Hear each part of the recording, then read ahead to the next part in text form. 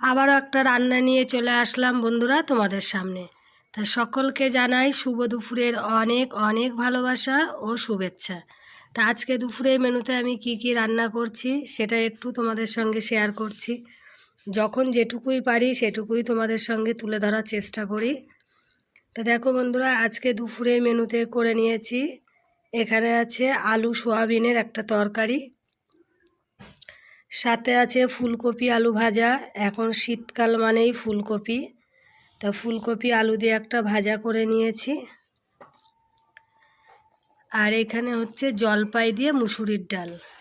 তা আজকে দুপুরের মেনুতে এটুকুই আছে বন্ধুরা, যেটুকুই করলাম সেটুকুই তোমাদের সঙ্গে শেয়ার করলাম। তা তোমরা যে যেখানেই আছো সবাই ভালো থেকো ও সুস্থ থেকো। আর আজকে দুপুরের মেনুটা কেমন লাগলো তোমরা কমেন্টে জানিও। চলো বন্ধুরা, টাটা।